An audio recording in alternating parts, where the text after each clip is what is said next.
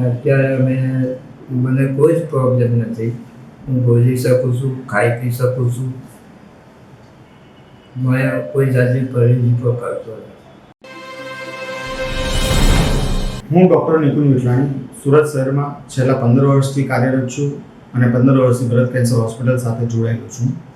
આજે મારી સાથે અમારા એક જૂના દર્દીવા નુસરતભાઈ હાજર છે કે જેમને જીભનું કેન્સર હતું અને એમનું 2012માં ઓપરેશન કરેલું છે અને 2012માં ઓપરેશન કર્યા પછી તેઓ આજે કેન્સરથી સંપૂર્ણપણે સારા છે અને નોર્મલ જિંદગી જીવે છે અને એમને ખાવા પીવા બોલવા ચાલવામાં એવી કોઈ તકલીફ થતી નથી.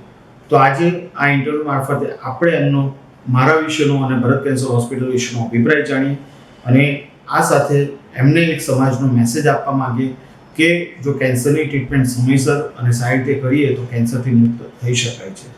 તો મુસ્તકભાઈ, તમે શું કહેશો આ હોસ્પિટલ વિશે અને મારા વિશે, અને આ ઉપરાંત કેન્સર માટે લોકોને મેસેજ આપો કે જેથી લોકો કેન્સરથી ડરે નહીં?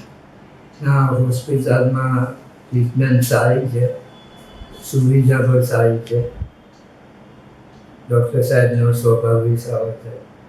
ડૉક્ટર સાહેબ આપણે ફોન પર વાત કરીએ, કંઈ પ્રોબ્લેમ હોય પૂછીએ તો ફોન ઉઠાવીને જવાબ પણ આપે છે.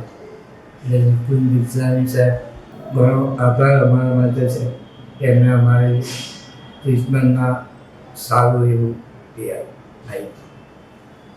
આપ્યું.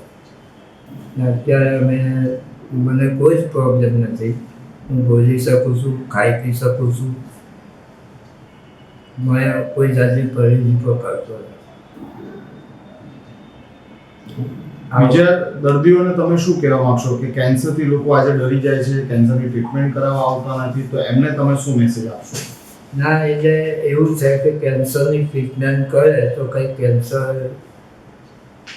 સારું થઈ જાય છે, 100% સારું થઈ જાય છે. એનાથી કંઈ ડરવાની જરૂર નથી. એટલે જેમ મુસ્તકભાઈ કીધું તેમ કે કેન્સરની સામેની લડાઈમાં છે એ તમારું મનોબળ જોઈએ છે. તો કેન્સર શબ્દ ખબર પડે ત્યારે ડરી ના જવું જોઈએ, હિંમત હારી ના જવું જોઈએ, પણ એની સામે આપણે ભેગા થઈને લડવાનું છે. તો જો તમે મનથી મક્કમ હશો, સારી ટ્રીટમેન્ટ લઈશું તો આપણે નોર્મલ જિંદગી જીવી શકશું અને કેન્સર સામેની લડાઈ સાથે મળીને જીતી શકશું.